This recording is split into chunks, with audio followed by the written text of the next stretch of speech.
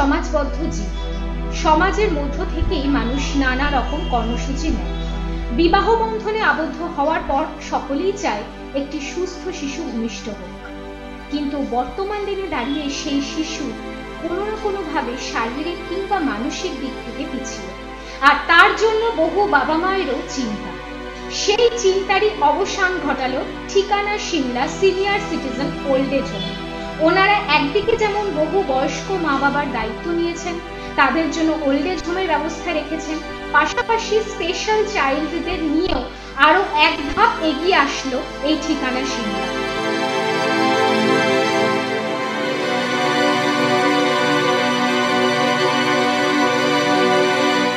আর সেই কর্মসূচির জন্য এসটিভি বাংলা আজ পৌঁছে গেছে কলকাতার নিউ টাউনের রবীন্দ্র তীর্থ অডিটোরিয়ামে, যেখানে বহু স্পেশাল এডুকেটররা ছিলেন, যেখানে প্যানেল ডিসকাশন থেকে শুরু করে প্রশ্ন উত্তরের ব্যবস্থা ছিল। যারা বিশেষভাবে সক্ষম সন্তান অর্থাৎ autistic, intellectual disability, cerebral পলসি, down syndrome, schizophrenia, এইসব সন্তানদের মূলত ভালো থাকা, এবং শুধু ভালো থাকা নয়, যাতে তারা ভালো রকম ভাবে বেঁচে থাকতে পারে, যাতে সত্যি ভালো রকম বাঁচার মতন তারা বাঁচতে পারে, তার জন্যই এই সেমিনার, যেখানে স্পিকাররা ছিলেন ম্যাডাম চৈতালি গামিত, অমৃতা পান্ডা, অদিতি বন্দ্যোপাধ্যায় এবং ম্যাডাম ধৃতি চ্যাটার্জি। আসুন এবার ওনাদের বক্তব্য, পাশাপাশি এই স্পেশাল চাইল্ডরা আগামী দিনেও যাতে ভালো থাকে, শুধু ভালো থাকা নয়, ওই যে বললাম ভালো থাকা এবং ভালো রাখা, তাই নিয়েই এই সেমিনার। আসুন এবার সমস্ত তথ্য হাজির করা হবে, ভিডিওটি মন দিয়ে দেখতে হবে, আপনাদেরও আশা করি ভালো লাগবে এবং অনেক তথ্য আপনাদের কাজে আসবে।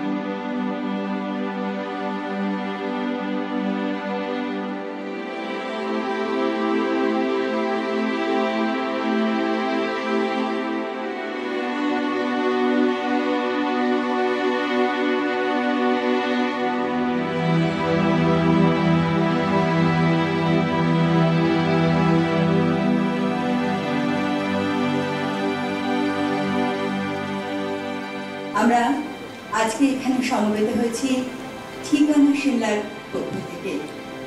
এখানে আজকে একটি বিশেষ বিষয় নিয়ে আলোচনার জন্য এই সেমিনারের আয়োজন করা হয়েছে। আমাদের ভারতবর্ষে বা সারা পৃথিবীতে বিশেষভাবে সক্ষম যে মানুষেরা আছেন, বিশেষত যারা ছোট যে বাচ্চারা, পিতামাতার অবর্তমানে তাদের আশ্রয় এবং পরিচর্যা, এটাই আমাদের আজকের এই সেমিনারের মূল বিষয়। আজকের যিনি আহ্বায়ক ডক্টর অমিতাভ দে সরকার, তিনি উদ্বোধনী ভাষণ দেবেন এবং তারপরেই আমরা মূল অনুষ্ঠানে প্রবেশ করব। জলে ডুবে থাকা কলকাতা থেকে আপনারা এসেছেন এবং কলকাতার বাইরে থেকেও অনেকে আসার কথা। আমাদের হিসাব মতো হলের একটা সিটও ফাঁকা থাকার কথা নয়, বুঝতে পারছি বৃষ্টির কারণে। তবু যারা উৎসাহ নিয়ে আজকে এসেছেন তাদেরকে ধন্যবাদ জানাই। আরও জানাই যে আমি ঠিকানা সিমলার পরিচালক নই, আমি ঠিকানা সিমলা একটা সংগঠন, অনেকের সংগঠন। ঠিকানা সিমলার আমি একদিন কর্মী মাত্র। ঠিকানা শিমলা প্রধানত সিনিয়র সিটিজেনদের নিয়ে কাজ করে, কিন্তু কোথাও কোথাও আমরা স্পেশাল চাইল্ড নিয়ে, স্পেশাল ইননিডস যাদের রয়েছে সেসব ইন্ডিভিজুয়াল পার্সন নিয়ে আমরা কাজ করি, সেসব পরে জানা যাবে। কিন্তু এই কমিউনিটি লিভিং নিয়ে আমরা কাজ করতে করতে যেটা বুঝতে পেরেছি যে বিষয়টা আজকে নির্বাচন করা হয়েছে, যে বিষয়টা আজকে নির্বাচন করা হয়েছে, এটা সবার মধ্যেই প্রশ্ন, উত্তর পাওয়া খুব কঠিন। তবু আমরা চেষ্টা করছি উত্তর পেতে, এবং তার জন্য আমরা কলকাতার প্রখ্যাত যারা অ্যাক্টিভিস্ট আছেন, যারা এই নিয়ে কাজ করছেন, সেই সব মানুষজনকে ডেকেছি। তাদের মুখ থেকে আমরা শুনবো যে কিভাবে কি উপায় বার করা যেতে পারে। ফেডারেশন অফ প্যারেন্ট অর্গানাইজেশন, পরিবার বেঙ্গলের সাধারণ সম্পাদক। পরিবার বেঙ্গল পশ্চিমবঙ্গের সবচেয়ে বড় একটি আবাসিক শিক্ষা প্রতিষ্ঠান, যেখানে 4 বছর থেকে 21 বছর বয়স পর্যন্ত বাচ্চাদের পড়াশুনো এবং যাবতীয় দায় দায়িত্ব নেওয়া হয়। তাদের সদস্য সংখ্যা 2000-এরও বেশি, এবং সমাজের সমস্ত স্তরের যত পিছিয়ে পড়া মানুষ, যাদের মাথার উপরে বাবা মায়ের আশ্রয় নেই, সেই সমস্ত সন্তানদের তাদেরকেই এখানে আশ্রয় দেওয়া হয়। এছাড়াও তিনি এই জাতীয় সংগঠনগুলির জাতীয় কনফেডারেশন পরিবার এনসিটিওর কারিগরি উপদেষ্টা হিসেবেও দায়িত্ব পালন করেন, যারা নিরন্তর কাজ করে চলেছে autism, cerebral palsy, multiple disabilities ইত্যাদি নিয়ে। ভারতে প্রায় 31টি জায়গায় এই কর্মকাণ্ড বিস্তৃত। চৈতালি ম্যাডাম আইডিডিডি আক্রান্ত ব্যক্তিদের জন্য বৃত্তিমূলক প্রশিক্ষণ এবং কর্মসংস্থানের উপরে দৃষ্টি নিবদ্ধ করে একটি উদ্যোগ অ্যাপলফেবলের প্রতিষ্ঠাতা সভাপতি। তিনি কলকাতার ডাউন সিনড্রোম অ্যাসোসিয়েশনের প্রতিষ্ঠাতা সহ সভাপতি পদেও অধিষ্ঠিত, এবং দক্ষিণ কলকাতা পরশমণির অধীনে অ্যাসপিরেশনস কমিউনিটি লিভিং প্রকল্পের পিছনে তিনি দূরদর্শীভাবে এবং প্রতিষ্ঠাতা শক্তি তাদের, যা প্রতিবন্ধী প্রাপ্তবয়স্কদের জন্য সহায়ক জীবনযাপনের প্রচার করে। প্রতিবন্ধীদের ক্ষেত্রে তার অসামান্য অবদানের জন্য রাজ্য সরকার তাকে পুরস্কৃত করেছে। চৈতালি ম্যাডাম প্রতিবন্ধী ব্যক্তিদের জন্য সর্বক্ষেত্রে অন্তর্ভুক্তি, তাদের পিতামাতার ক্ষমতায়ন এবং আজীবন সহায়তা প্রকল্পের একজন উৎসাহী প্রবক্তা। সর্বোপরি তিনি ডাউন সিনড্রোমে আক্রান্ত এক কন্যার গর্বিত মা। নিজের পরিবার তাকে অনুপ্রেরণা দিয়েছে ক্রমাগত এই পিছিয়ে পড়া মানুষদের জন্য কাজ করতে। আজকে আমাদের মধ্যে তাকে পেয়ে আমরা অত্যন্ত গর্বিত। প্রথমেই আমরা করতালি দিয়ে তাকে অভিনন্দন জানাবো। মঞ্চে আহ্বান করবো ম্যাডাম চৈতালি গান্ধীকে। ম্যাডাম চৈতালি গান্ধী আমাদের ঠিকানা সিমলার আবাসিক বিশেষভাবে যে প্রতিবন্ধী শান্তিদেব বেরা, সে প্রত্যেক অতিথির জন্য একটি করে কার্ড নিজ হাতে তৈরি করেছে। সেই কার্ড আমরা ম্যাডামের হাতে তুলে দিলাম ঠিকানা সিমলার পক্ষ থেকে। শান্তিদেবের জন্য অনেক অনেক ভালোবাসা।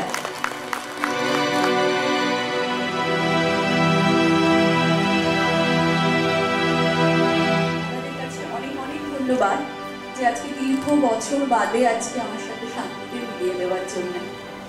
এবং আপনারা ওই পরিবার বেঙ্গল যা শুনলেন, শান্তি কিন্তু আমাদের সেই পরিবার বেঙ্গলের একজন সৈনিক, এবং দীর্ঘদিন সে তার সেলফ অ্যাডভোকেসি ফোরাম ইন্ডিয়ার সেক্রেটারি। তো আমি আমার নামে যে এত কিছু বলা হলো, এগুলো কিচ্ছু আমি ডিজার্ভ করি না। আমার একটি সন্তান আছে, আমার মেয়ে, তার 28 বছর বয়স, তার জন্যই আমি কাজ করতে এসেছি। অতএব আমি এত কিছু না বলার মতো কিছু নয়, কাজ করতে করতে শিখেছি, এটাই হচ্ছে মূল বিষয়।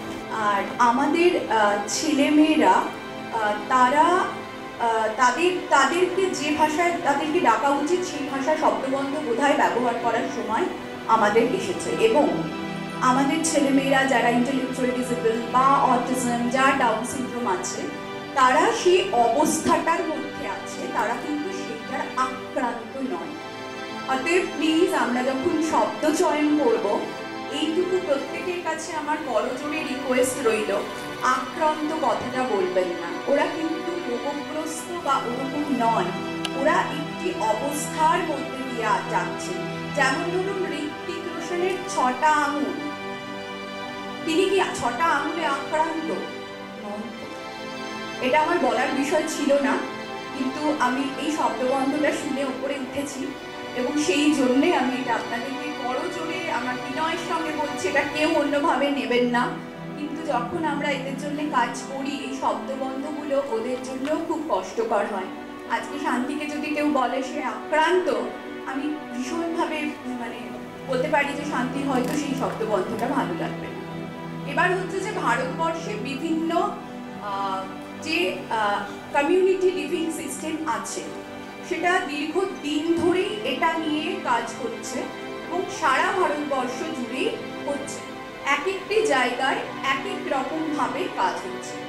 প্রথমে আমরা যে হোমগুলো জানতাম সেটা মোটামুটি সরকারি হোম, যেখানে যাদের বাবা মারা নেই বা যে বাবা মায়েরা প্রান্তিক বাবা মা, যাদের আর কোনো উপায় নেই, তারা হয়তো সেই রকম হোমে তাদের ছেলে মেয়েদের দিতেন এবং আপনারা মোটামুটি সবাই অবগত আছেন। এখনো দেন, এখনো যে দেওয়া হয় না তা নয়। এবং হয়তো রাস্তায় কোথাও গিয়ে পুলিশ কাউকে উদ্ধার করলেন, তখন তাদেরকে এরকম গভর্নমেন্ট হোমে দেওয়া হয়। কিন্তু সেই হোমগুলো যে খুব যথাযথ ব্যবস্থা আছে, এটা গোটা ভারতবর্ষ জুড়েই, কিন্তু এটা আমি ওয়েস্ট বেঙ্গলের কথা কিন্তু বলছি না। হ্যাঁ, সর্বত্রই বোধহয় সেখানে যেভাবে তাদেরকে রাখা হয় সেটা বোধহয় কোয়ালিটি অ্যাসুরেন্সের ক্ষেত্রে বা তাদের ডিগনিটির ক্ষেত্রে খুবই বড় প্রশ্নচিহ্ন তুলে দেয়। তো তাহলে এই একরকম হোম তো অবশ্যই আছে যেটা গভর্নমেন্ট রান, বা অনেক সময় কিছু কিছু গভর্নমেন্ট এডেড হোম আছে, তারাও সেখানে রাখেন ছেলে মেয়েদেরকে, কিন্তু সেইগুলোর তারা যে ব্যবস্থাগুলো করেন সেটা সবসময় যে খুব ডিগনিফাইড ওয়েতে তাদেরকে রাখা হয় তা কিন্তু নয়। মাত্র 300 টাকায় ছেলে মেয়ের বিয়ে, 300 টাকায় এই প্রথম আপনজন ম্যাট্রিমনি সুযোগ করে দিচ্ছে। আজই পাত্রপাত্রীর ফটো ও ডিটেলস পাঠান আমাদের হোয়াটসঅ্যাপ নাম্বারে। হোয়াটসঅ্যাপ নাম্বারটি হলো 8017739564 এই নাম্বারে। কলকাতার বুকে এই প্রথম জলের দরে জমি কিনুন আর নিজের স্বপ্নকে বাস্তবায়িত করুন। প্রতি কাঠা মাত্র 1,40,000 টাকা। আগে কাগজপত্র দেখে তারপরে টাকা দিন। মেট্রো স্টেশন থেকে 10 মিনিটের পথ। যোগাযোগ ভাষা ইকো ভিলেজ। ফোন নাম্বার 8100350795 অথবা 7439658547 এই নাম্বারে। আপনার পুরনো বাড়ির নতুন রূপে দেখতে চান? ভাঙা অবস্থা থেকে রিপেয়ারিং করে নতুন করতে চান? এছাড়া প্লাস্টার থেকে পুট্টি, ফল সিলিং, জলছাদ, টিন শেড অল্প খরচে করে দেওয়া হয়। যোগাযোগ global paints network. Phone number 9875436075 এই নাম্বারে। বেকার হয়ে বসে আছেন? সম্মানযোগ্য কাজ খুঁজছেন? হ্যাঁ, মিডিয়া প্রফেশন এসটিভি বাংলা মাত্র 3 মাসেই আপনাকে রিপোর্টার, অ্যাঙ্কার ও ক্যামেরার কাজ প্র্যাকটিক্যালভাবে শিখিয়ে সরাসরি কর্মসংস্থানের সুযোগ করে দিচ্ছে। বয়স 18 থেকে 50। আজই যোগাযোগ করুন 6289884890 এই নাম্বারে। আপনি আইনগত সমস্যায় ভুগছেন, সুরাহা পাচ্ছেন না, ট্যাক্স ফাইল করাতে চান? ট্যাক্স সংক্রান্ত যাবতীয় সমস্যার সমাধান পাবেন একমাত্র সুবিধাতে। সব সমস্যার সঠিক সমাধান পেতে আজই যোগাযোগ করুন 03325660029 এই নাম্বারে। সময় সকাল 11টা থেকে সন্ধ্যা 7টা পর্যন্ত। যেখানে কিছু বাবা মা মিলে একসাথে একটা ট্রাস্ট বা সোসাইটি করে একটা হোম স্টার্ট করেছেন, সেই হোমে ছেলে মেয়েরা থাকে, বাবা মা কিন্তু থাকেন না। ওই ট্রাস্টি বোর্ডের মেম্বাররা হয়তো বাই রোটেশন সেখানে গিয়ে তাদেরকে দেখভাল করে। এইভাবে হোমগুলো চলছে। সেটা কিন্তু একেবারেই প্রাইভেট হোম, সেখানে টাকা পয়সার সংস্থানটাও বাবা মাকেই করে যেতে হয় এবং হয়তো তারা মানে পরবর্তীকালে খানিকটা হলেও ট্রাস্টি বা তারা হয়তো কোনো ডোনেশন বা ওইগুলো দিয়ে সব কাজগুলো চলে। এবার হচ্ছে তার পরবর্তীকালে যেটা হলো সেটা হলো যে ভারতবর্ষের কিছু জায়গায় ইনক্লুসিভ হাউজিং এর মধ্যে লিভিং সিস্টেম সিস্টেম তৈরি করা হলো কি না, একটা হাউজিং এর মধ্যে বাবা মায়েরা কিছু ফ্ল্যাট কিনে সেখানে থাকা শুরু করলেন এবং সেখানেও ওই টাকা পয়সা ইত্যাদি ব্যাপারগুলো কিন্তু বাবা মায়েদের দায়িত্বের উপরই পড়ে এবং তারপরে তারা একটা ট্রাস্ট করে সেইটা চালান। এটা এখনো বিভিন্ন জায়গায় আছে, নেই এরকম নয়, আছে। এবং সেখানে হয়তো তাদের জন্য অ্যাক্টিভিটিস বা সেখানে তাদের সিকিউরিটি এইগুলোর উপরেও কাজ করা হয় এবং ধরুন একটা কমিউনিটির মধ্যে রয়েছে বলে সেই কমিউনিটির যা যা বেনিফিটস সেইগুলো তারা এভেল করে। এরপর যেটা হচ্ছে যে সাপোর্টেড ইন্ডিপেন্ডেন্ট লিভিং, এটা ভীষণ হায়দ্রাবাদ, দিল্লি এই সমস্ত জায়গায় ভীষণভাবে পপুলার হয়েছে যে কিছু রেসিডেন্সিয়াল এরিয়াতে এইরকম ছেলেমেয়েরা হয়তো ৩-৪ জন মিলে একটা ফ্ল্যাটে থাকে, সেখানে একটা সাপোর্ট সিস্টেম দেওয়া আছে এবং তাদের কেয়ারগিভার থাকে, তারা সেখানে সেই কেয়ারগিভারদের সাথেই তারা থাকে, তারা নিজেদের যে কাজটুকু সারাদিন করে তারপরে তারা হয়তো অনেকেই কিন্তু তাদের মধ্যে আছে যারা হয়তো বাইরে কোনো ইনস্টিটিউটে যায় কাজ করতে বা মানে কোনো এরকম স্পেশাল ইনস্টিটিউটে যায় কাজ করতে বা কোনো নিজের কোনো একটা কাজের জায়গায় কাজ করে। সিতারে জমিন পে কতজন দেখেছেন? ম্যাক্সিমামই দেখে ফেলেছেন। সেখানে গোপী বলে একটি যে অ্যাক্টর যিনি চান করতে ভালোবাসতেন, তার নাম হচ্ছে গোপী কৃষ্ণ। ও এবং ওর এক বন্ধু, আপনারা সার্চ করলে পাবেন, দীর্ঘদিন ধরে হায়দ্রাবাদের একটা অ্যাপার্টমেন্টে ভাড়া করে থাকে। ও বাড়িতে থাকতে ভালো লাগে না, ও সেখানে থাকে, ও সকালে উঠে দুধ আনতে যায়, মানে যেরকম আপনার আমার 5 জনের জীবন সেরকম। ও দুধ আনতে যায়, ওর আরেক বন্ধু আছে তার বাজার করতে ভালোবাসে, সে যায়, তারপরে ওরা খায় দায় রেডি হয়, ওদের কেয়ারগিভার কিন্তু আছে ওখানে। হ্যাঁ, তারপরে গোপী একটা জায়গায় কাজ করে, ও কাজ করতে চলে যায়, ওর বন্ধুটিও একটা জায়গায় কাজ করে, এইভাবে কিন্তু ওরা দীর্ঘ বছর ধরে আছে। এটা বাবা মায়েরা স্টার্ট করেছিল একটা টেম্পোরারি বেসিসে, তারপরে কিন্তু এটা ক্লিক করে যায় এবং ওরা থাকে এবং এরকম ভাবে কিন্তু দিল্লিতেও সিস্টেম তৈরি হয় যেখানে ওরা এরকম ভাবে ছেলেমেয়েরা থাকে। অনেক সময় ছেলে মেয়েদেরও হয়তো ঠিক এই হোম কনসেপ্টে গিয়ে থাকতে ইচ্ছে করে না, কিন্তু কিছু কিছু ছেলে মেয়ের ক্ষেত্রে আমরা খুব ভালো করে জানি যে তাদের সাপোর্টটা এতটা বেশি লাগবে, হয়তো তাদেরকে এরকম কোনো একটা এনভায়রনমেন্টেই থাকতে হবে যেখানে সিকিউরিটি এবং সেফটির প্রশ্নটা অনেকটাই ক্লিয়ার করা হবে। এই যে কমিউনিটি লিভিং সিস্টেম, যেখানে বাবা মায়েরাও থাকে, ছেলে মেয়েরাও থাকে, যেটা আমাদের ওয়েস্ট বেঙ্গলেও আছে, আরও বিভিন্ন জায়গায় আছে। বাবা মায়েরা হয়তো বাবা মায়েদের বাড়িতে থাকে এবং ওই একই ক্যাম্পাসে হয়তো আরেকটা বিল্ডিংয়ে ছেলে মেয়েরা থাকে। এইটা এখন বেশ মানে অনেকটাই এরকম টাইপেরই চলছে এবং সেখানে কোনো কোনো জায়গায় তাদের জন্য কাজের কিছু ব্যবস্থা আছে, কোনো কোনো জায়গায় নেই। এছাড়া টিপিক্যাল হোম আমি যেটা বললাম সেটাও আছে, যেটাতে কোনো নন প্রফিট অর্গানাইজেশন বা কোনো এনজিও বা তারা রান করছেন, সেখানে ছেলেমেয়েরা থাকে, সেখানে বাবা মাকে থাকতে হয় না, সেখানে ছেলেমেয়েরা থাকে এবং বাবা মায়েরা মাঝে মাঝে আসেন, দেখাশুনো করেন। মূলত এরকম হচ্ছে মোটামুটি এই কটাই এরকম টাইপের সিস্টেমই চলছে। এছাড়া চেন্নাই এবং পুনেতে দুটো ইনিশিয়েটিভ হয়েছে, সেটা হচ্ছে যে একটা বিগ হাউজিং এর মধ্যে সেই হাউজিং সোসাইটিরাই, মানে এটা বিশাল বড় হাউজিং সোসাইটি, তাদের সাথে ওখানকার অর্গানাইজেশনরা একটা কোলাবোরেশন করেছে। সেই হাউজিং এর ভেতরে কিছু টাওয়ার এই ছেলে মেয়েদের জন্য নেওয়া হচ্ছে এবং কিছুটা জায়গায় ওদের কাজের জায়গা, কাজের ব্যবস্থা এটা থাকছে, যেহেতু সেটা সেই কমিউনিটির মধ্যে ওই কমন কিচেন ইত্যাদি থাকবে, সেখানেও ওদের একটা কাজের জায়গা তৈরি হচ্ছে। তো এই দুটো চেন্নাইতে তো কাজটা প্রায় শেষের দিকে, পুনেতে এখনো কাজটা চলছে, মানে এটা আরেকটা রকম মডেল। সেখানে তাদের ভাবনা হচ্ছে যে যেহেতু একটা গ্রেটেড বড় কমিউনিটির মধ্যে, সেখানে তারা আলাদাভাবে আবার যেরকম থাকছে, আবার কমিউনিটির সাথেও থাকতে পারছে এবং সেই কমিউনিটির মানুষদের একটা সুপারভিশন এরকম থাকবে, এটা তাদের ভাবনা থেকে। আমি কিন্তু কোনোটাই তাদের ভাবনা বলছি এবং আমি কোনো নাম নিতে চাই না, কেন কোনো মডেলকেই এখানে আমার প্রমোট করার কোনো রকম কিছু নেই। আমি জাস্ট আমাকে এটা বলতে বলা হয়েছে কি কি আছে, আমি সেটাই বলছি। কোন মডেলের কি দুর্বলতা, কোন মডেলের কি স্ট্রেংথ, এটা কিন্তু বাবা মায়েদেরকে চিন্তা ভাবনা করতে হবে, বাবা মায়েদেরকে বুঝতে হবে, এটা খুব সত্যি।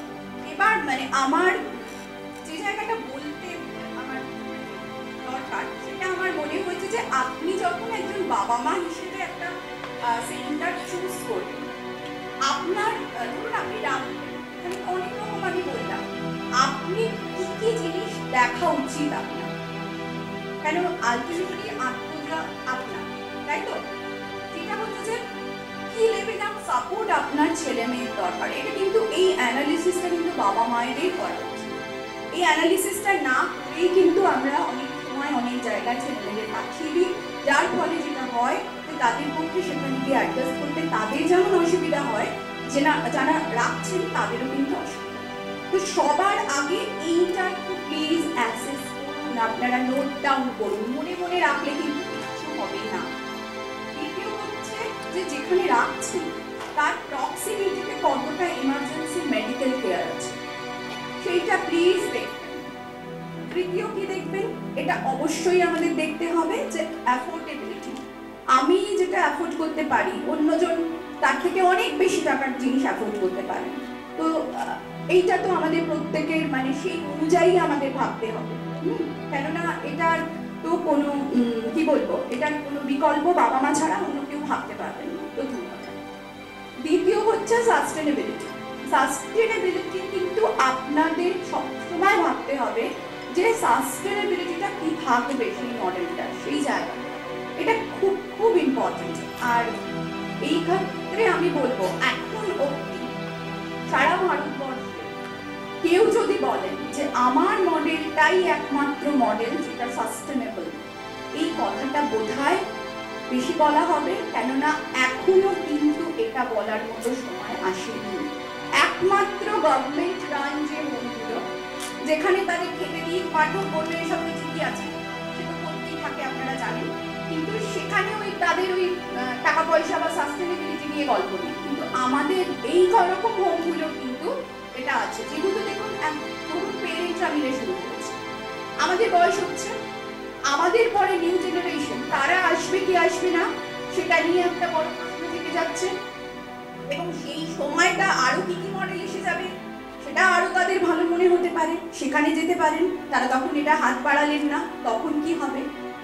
এবং এটা যদি পেরেন্টরা রান নাও হয়, কোনো একজন মানুষ বা কোনো একজন সংস্থা দ্বারা রানও হয়, সংস্থা তো শুরু করেন একদল মানুষ, কিন্তু তাদের তো ধীরে ধীরে বয়স হয়, তো সেইটার প্ল্যানিংটা কি আছে সেই সংস্থা, সেটা কিন্তু খুব গুরুত্বপূর্ণ। দ্বিতীয় হচ্ছে emotional and social needs of individual. আমার যা ইমোশনাল নিডস আপনারটা নয়, তাহলে সেই জায়গাগুলো আছে। এবং সব থেকে বড় হচ্ছে লং টার্ম লিগাল এবং ফাইন্যান্সিয়াল প্ল্যানিং সেই অর্গানাইজেশনটার আছে, এটা প্লিজ দেখবেন। এবং সেফটি, অ্যাক্সেসিবিলিটি এবং কমিউনিটি ইন্টিগ্রেশন প্রোগ্রাম তাদের কি আছে সেটা দেখাটা খুব। এবার যেটা হচ্ছে যে আমি একটা চেকলিস্ট মতো বলছি আপনাদের, মানে যেটা যে লোকেশনটা আপনারা ভাবছেন সেটা কি সেফ অ্যান্ড অ্যাক্সেসিবল, ওখানে কি ইন্ডিভিজুয়াল কেয়ার প্ল্যান তৈরি করেছেন তারা, তাদের স্টাফরা কি ট্রেন্ড আমাদের ছেলে মেয়েদেরকে সাপোর্ট দেওয়ার জন্য, এবং সেখানে রেসিডেন্টদের কেয়ার গিভার রেশিও, যেমন ধরুন মোটামুটি এক দলে কিন্তু 4-5 জনকে দিয়ে একটা কেয়ার গিভার দিয়ে চলতে পারে, আবার কারোর আছে কিন্তু 1:1 রেশিওতে কেয়ার গিভার লাগবে, তো সেই প্ল্যানিংটা তাদের কি আছে। আর অপরচুনিটি অফ লার্নিং অ্যান্ড লিজার, যেটা অনেক হোমে যেটা হয় তাদেরকে রেখে দেওয়া হয়, তারা সকালে ওঠে খায় দায়, একটা হয়তো প্রার্থনা করে, তারপর আবার গিয়ে বসে থাকে, আবার খায় দায়, এই জীবনটা কি আমরা চাই? আমাদের সবার জন্যই বোধহয় চাই না। তো তাদের জন্য অপরচুনিটিস কি আছে, ছেলে বাচ্চা যদি তারা থাকে সেখানে যেটা একরকম যেটা হবে, একজন 28-29-30 বছর ছেলে মেয়েদের জন্য কিন্তু সেটা নেওয়া হবে না। তো সেই ক্ষেত্রে তাদের প্ল্যানিংটা কি? আমরা যদি ছেলে মেয়েদের কাজ, আমি কিন্তু বলছি না যে বিশাল বিশাল চাকরি করার কথা, কিছু কাজ তো তারা করতেই পারে, এবং সেটা ওই যে বড় কমিউনিটি হয় সেখানে কিন্তু খুঁজে বার করা যায়। আর যদি কাজের মধ্যে আমরা কেউই না থাকি, আমাদের প্রত্যেকের মানসিক স্বাস্থ্য নিয়ে অসুবিধে তৈরি হবে, এটা আমাদের ক্ষেত্রেও যেমন প্রযোজ্য, ওদের ক্ষেত্রেও তেমন। যেটা যে পেরেন্ট এবং গার্ডিয়ান ডিসিশন মেকিং এ কোনো ইনভলভমেন্ট থাকছে কিনা সেই অর্গানাইজেশন। তার মানে আবার এটাও নয় যে আপনারা অর্গানাইজেশনে সবকিছুর মাথায় চড়ে আমরা নাচবো, না, নিশ্চয়ই না। কিন্তু তারা আমাদের প্রবলেমগুলোতে ইনভলভ করছেন কিনা সেটাও কিন্তু খুব গুরুত্বপূর্ণ, এটাও একটু কিন্তু দেখে নেওয়া দরকার। আর sustainability and long term planning আপনাদের জন্য কি না, লিগাল ফ্রেমওয়ার্ক করুন। তাতে কি করবেন, ট্রাস্ট করতে হবে, উইল করতে হবে, গার্ডিয়ানশিপ করতে হবে। এবার আপনারা গার্ডিয়ানশিপ আপনি তো নিলেন, এরকম অনেকেই হতে পারে, যেমন আমার মেয়ে, আমার একটাই মাত্র সন্তান এবং আমার কোনো ভাই বোন নেই। আমার পরে গার্ডিয়ানশিপটা কি ওই অর্গানাইজেশন নেবে, সেই জায়গাটা কিন্তু খুব ভালো করে ক্লিয়ার হবে। লিগাল গার্ডিয়ানশিপে ও গার্ডিয়ানশিপের একটা জায়গা আছে, সেটাকে ভালো করে বুঝবেন এবং অবশ্যই করে যাদের একটা সন্তান বা দুটো সন্তান, আমি বারবার বলবো যে উইল, ট্রাস্ট এগুলো করবেন। এবং অর্গানাইজারদেরও বলবো, আমি রিকোয়েস্ট করবো, আপনারা যখন বাবা মায়েদের নেবেন অন্তত দেখবেন যে এই কাগজপত্রগুলো তারা ঠিকঠাক করে গেছেন। মানে এইটা কিন্তু খুব জরুরি এই কারণে, সেটা যে অনেক ক্ষেত্রে যেটা দেখা যায় যে যখন লিগাল গার্ডিয়ান তার বোন বা ভাই নিতে আমার অ্যাপ্লাই করছে, তখন আমরা দেখছি যে বাবা মা তো লিগাল গার্ডিয়ান করেইনি, বাবা মার পেনশনটা তখন পাচ্ছে না ছেলেমেয়েরা, তখন ভাই বা বোন জানতে পারছে যে লিগাল গার্ডিয়ানশিপ করলে সে পেনশনটা পেবে, সেইটা তো কিন্তু অনেকটা দেরি। এই জন্য বলবো গভর্নমেন্ট এমপ্লয়ি যারা, তাদের কিন্তু এটা মাথায় রাখবেন, নিজেদের জায়গায় এটা জানিয়ে দেবেন এবং লিগাল গার্ডিয়ানশিপ করে যাবেন এবং উইলে লিখে যাবেন আপনার পরে কে হতে পারে লিগাল গার্ডিয়ানশিপ।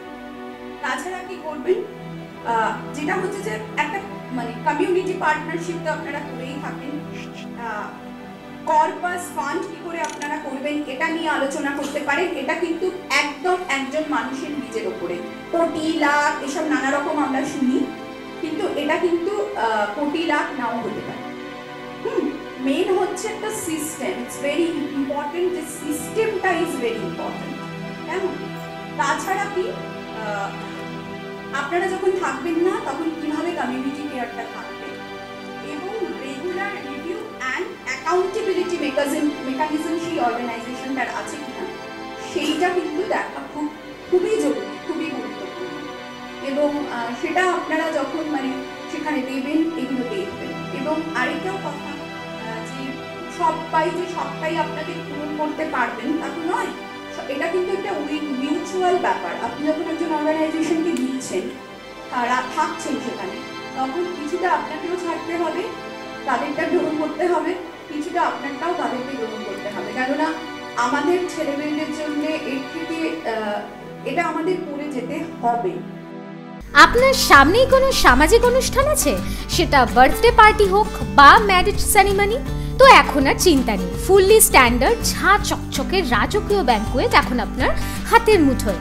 দমদম ক্যান্টনমেন্ট নতুন বাজার সংলগ্ন এলাকায় the Taj banquet. Fully AC প্রতিটা রুম, 6th ফ্লোর কভার, সাথে লিফট অ্যাভেলেবেল, গেস্ট রুমও আপনারা পেয়ে যাচ্ছেন। সাথে ব্যাঙ্কুয়েটের একদম টপ ফ্লোরে থাকছে রুফটপ, সেখানে আপনি মেহেন্দি সঙ্গীত ছোটখাটো অনুষ্ঠান তো চাইলেই করতে পারেন। তাহলে আর দেরি কিসের, চটপট বুক করুন আজই। যোগাযোগের নাম্বার 9836238463 এই নাম্বারে। সারাদিনের কাজের পর ক্লান্তি শেষে স্বপ্নের মতন একটা বাড়ি নিজের করে পেতে চান? সেই স্বপ্ন এখন আপনারই হাতের মুঠোয়। দমদম মেট্রো এবং দমদম রেলওয়ে স্টেশন থেকে একদম ঢিল ছোড়া দূরত্বে মনোরম পরিবেশে ফার্নিশ ঝাঁ চকচকে 1150 স্কোয়ার ফিটে খোলামেলা পরিবেশে, সাথে বড় বড় রুম, দুটো অ্যাটাচ বাথ এবং কিচেন সমেত রাজকীয় ফ্ল্যাটকে নিজের করে কিনতে সত্বর যোগাযোগ করুন। আর সাথে উপরি পাওনা কোনো কিছু সাথে না এনে খালি হাতে রাজকীয় সেগুন কাঠের আসবাবপত্র সমেত বিক্রি। তাই আর দেরি কিসের, তাই আর দেরি না করে সত্বর যোগাযোগ করুন। যোগাযোগের নাম্বার 7980771895 এই নাম্বারে। সব ঠিকঠাক চলছে, হঠাৎ কোনো এক সমস্যার সৃষ্টি। কেন জানেন? হয় আপনার বাস্তু সমস্যা, না হয় আপনার নামের সমস্যা, অথবা আপনি যে মোবাইল ব্যবহার করেন তার সমস্যা। এবার থেকে সব সমস্যার সমাধান দিচ্ছে মানি রেকি গ্র্যান্ডমাস্টার দৈপায়ন চক্রবর্তী। আজই ফোন করুন 8585923737 এই নাম্বারে। আপনি কি জানেন আপনার জন্মের সংখ্যা থেকে আপনার কেরিয়ার বলে দেওয়া যায়? হ্যাঁ, ফোন করুন আর জেনে নিন আপনার ভবিষ্যৎ। Money reiki grandmaster Dwaipayan Chakraborty, phone 8585923737 এই নাম্বারে। সাস্টেনেবিলিটি কি আছে এটা কিন্তু এই প্রশ্নটা সবাই করবেন। কারণ দেখুন, প্রয়োজন কিন্তু বিভিন্ন হতে পারে। আমার একই জায়গায় আমাকে একজন বলেছেন যে উদ্যোক্তাদের একটু বলতে যাতে ডরমেটরি সিস্টেম না করেন। ব্যাপারটা হচ্ছে যে আমার হয়তো ডরমেটরি সিস্টেমটা প্রয়োজন নেই, কিন্তু এমন পেরেন্ট আছেন যার পক্ষে সিঙ্গেল রুমে রাখতে গেলে যে টাকাটা প্রয়োজন হবে সেইটা তিনি হয়তো বেয়ার করতে পারবেন। অতএব দুরকম অপশন যদি রাখতে পারেন সেটা ভালো হয়, সেটা হতে পারে। কিন্তু এগুলো সমস্তটাই সেই অর্গানাইজেশন কিভাবে ভাবছেন ছেলে মেয়েদের রাখবেন তার উপরে কিন্তু নির্ভর করছে। আর আপনারা কি আপনাদের ছেলে মেয়েদের পাড়া কি কি পারে বা তার কি অসুবিধে কি, সে মানে আপনি যখন থাকবেন না তার কোন কোন জায়গায় কি হতে পারে, এই যে কাগজপত্র তৈরি করেছেন, আমরা বাবা মায়েরা কিন্তু এগুলো করি না। এটা ভীষণ ভাবে গুরুত্বপূর্ণ। এই ইনিশিয়েটিভগুলো কিন্তু করুন, মানে আপনার ছেলে মেয়ের সম্পর্কে একটা চেকলিস্ট তৈরি করুন। দেখাতে পারলে আমি একটু দেখিয়ে দিতাম। তৈরি করুন যে তার কোন কোন এরিয়ায় আপনি বাবা মা দুজনে বসে করবেন, হয়তো তার কি খাবারে অ্যালার্জি, তার কিতে কি, এটা টোটালটা লিখুন। এবং এটা যদি কারো 2 বছরের বাচ্চা থাকে তাকেও আমি লিখতে বলবো, কেননা আমরা কেউ জানি না কালকের দিনটা আমাদের জন্য কি রেখে যাচ্ছে। আপনার ছেলে মেয়েকে যদি এরকম ভাবে কাউকে নিয়ে গিয়ে রাখতে হয়, তিনি তো জানবেন না আপনার ছেলে মেয়ে কিসে সুবিধে কিসে অসুবিধে, কোন সময় তার কোনটাতে তার আপত্তি হয় কোনটা, বা এরকম সময় অনেক সময় এটাও দেখা যায় যখনই এক্সারসাইজটা করা হয় না, এমন সময় দেখা যায় যে বাবারা কিছু জানে না অনেকটা ছেলে মেয়ের সম্পর্কে, আর মায়ের কোনো কোনো দিক আছে যেটা মা জানে না সেই ছেলে মেয়ের সম্পর্কে, এটা কিন্তু হয়। অতএব এইটা কিন্তু এই চেকলিস্ট এইটা কিন্তু করবেন এবং মানে উদ্যোক্তাদের কাছেও কিন্তু এটা পৌঁছে দেবেন, আপনারাও কিন্তু এটা চাইবেন।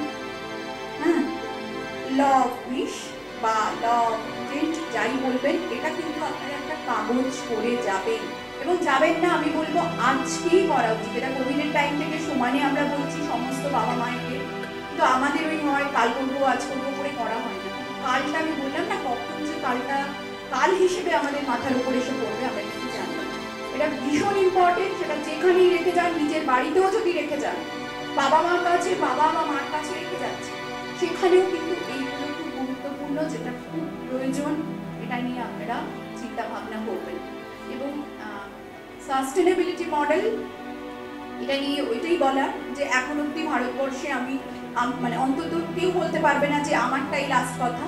এখনো এটা নিয়ে কাজ চলছে এবং এইভাবেই হয়তো কাজ চলতে চলতে, এবং এই যে সমাজের আর 5 জন মানুষ যারা ঠিক এই আমাদের মতো পেরেন্টস নয় বা এই ফিল্ডে কাজ করেন না, তারা যখন এরকম একটা ইনিশিয়েটিভ নিচ্ছে, তখন তাদের বুঝতে হবে যে কোথাও গিয়ে এই ব্যাপারটা নিয়ে একটা কাজ শুরু হচ্ছে।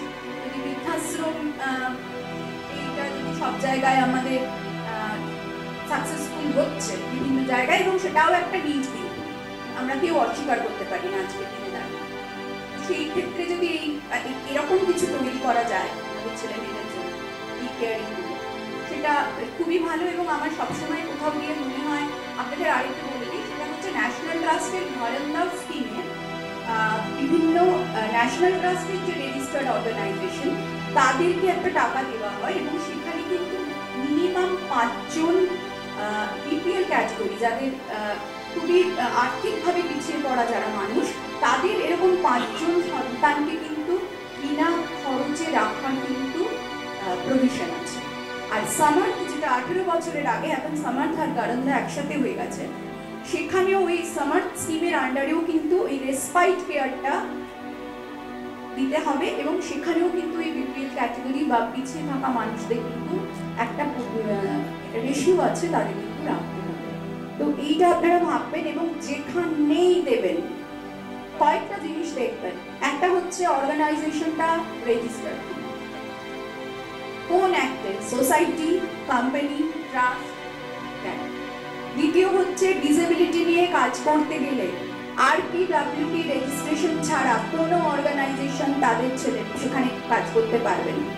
তাদের RPWD রেজিস্ট্রেশন আছে কিনা।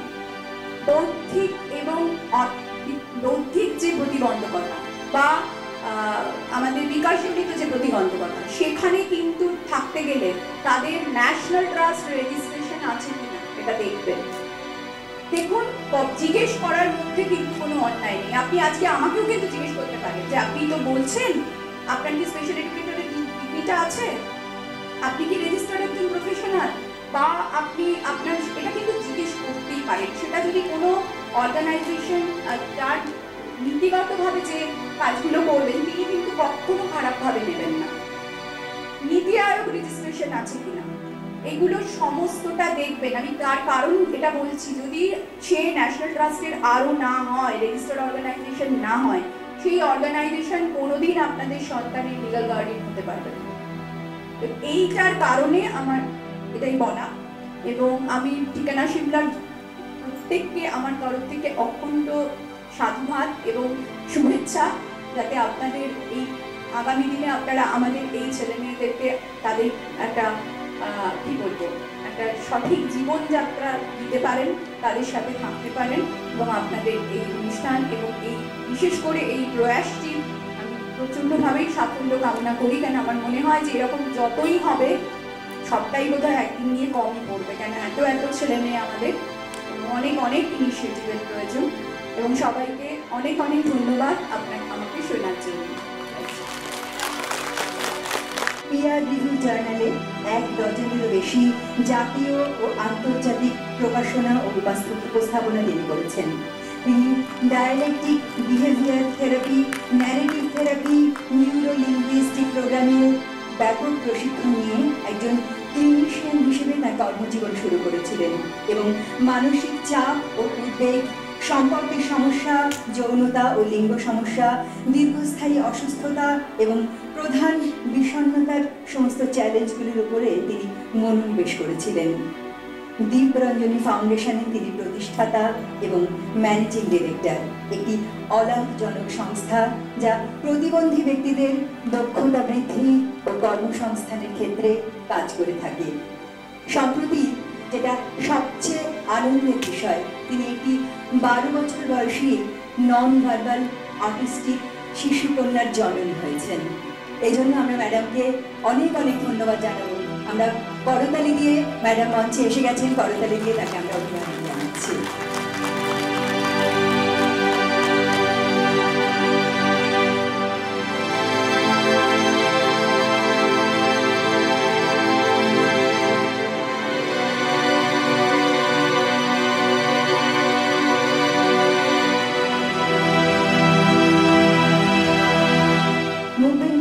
অনুশীলনকারী হিসেবে তার সমান্তরাল আগ্রহ এবং পরিচয়।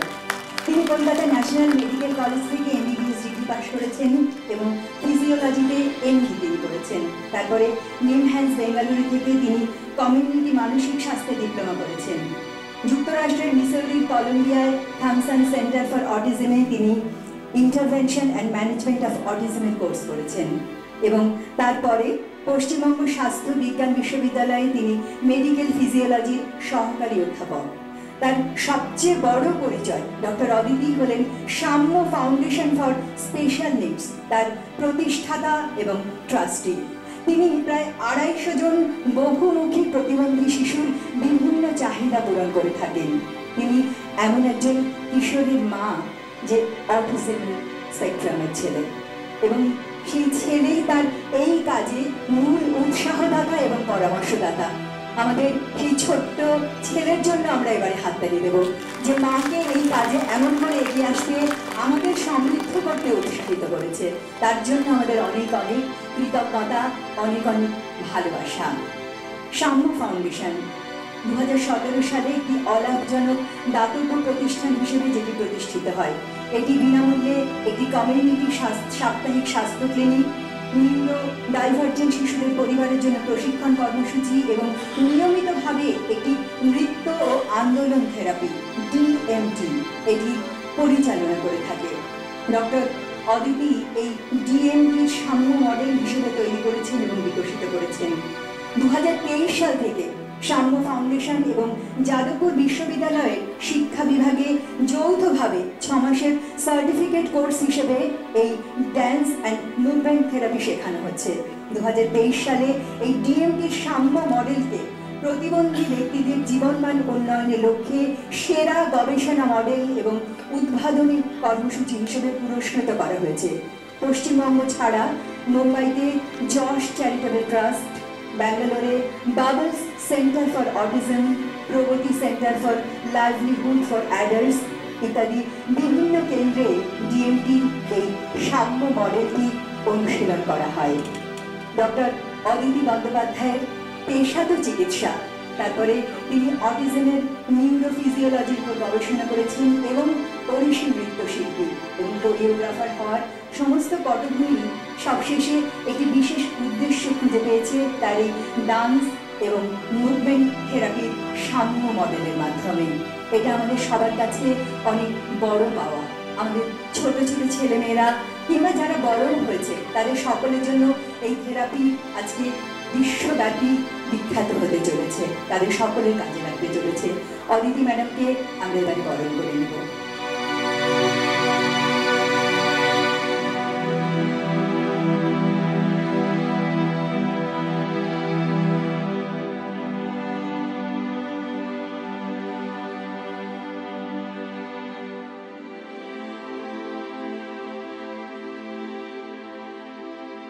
ধৃতি চ্যাটার্জি প্রদীপ সেন্টার ফর অটিজম ম্যানেজমেন্টের বিশেষ শিক্ষিকা এবং নৃত্য আন্দোলনের অনুশীলনকারী। তিনি প্রদীপ সেন্টার ফর অটিজম ম্যানেজমেন্টের সহযোগিতায় রামকৃষ্ণ মিশন বিদ্যা মন্দিরের একজন অটিজম ম্যানেজমেন্ট এবং মূল্যায়ন কোর্সের সমন্বয়কারী। ধৃতের গল্প সত্যি অনুপ্রেরণামূলক। একজন বিশেষ শিক্ষিকা, প্রতিকারমূলক শিক্ষিকা এবং নৃত্য আন্দোলনের অনুশীলনকারী হিসেবে তিনি বিশেষ চাহিদা সম্পন্ন শিশুদের, বিশেষ করে অটিজম এবং বৌদ্ধিক প্রতিবন্ধী শিশুদের সাহায্য করার জন্য তার জীবন উৎসর্গ করেছেন। বিশেষ চাহিদা সম্পন্ন শিশুর মা হিসেবে তার ব্যক্তিগত অভিজ্ঞতা এই কাজের প্রতি তার আবেগকে চালিত করেছে। তার সন্তানের অপূরণীয় ক্ষতির মুখোমুখি হওয়া সত্ত্বেও ধৃতি অক্লান্ত পরিশ্রম করে চলেছেন এবং এই ধরনের চ্যালেঞ্জ মোকাবিলায় অন্যান্য পরিবারকে এবং অন্যান্য শিশুদের সহায়তা করার জন্য তার সমস্ত শক্তি তিনি অব্যাহত রেখেছেন। ইতিবাচক প্রভাব তৈরিতে তার অঙ্গীকার অসাধারণ। সত্যি তার পজিটিভিটি আমাদের সকলকে অনুপ্রেরণা জাগায়। তার কাজকে ভালোবাসা, জীবনের স্থিতিস্থাপকতা তার নিষ্ঠার আর শক্তির প্রমাণ। তিনি কিভাবে তার যন্ত্রণাকে একটি বিশেষ উদ্দেশ্যে রূপান্তরিত করেছেন যা তাকে অন্য অনেকের জীবনে পরিবর্তন আনতে সাহায্য করেছে, সেটা সত্যি অত্যন্ত হৃদয়গ্রাহী। তার জন্য আমরা সমবেত করতালি দেব। মঞ্চে ধৃতি ম্যাডাম, আমরা তাকে বরণ করে নেব।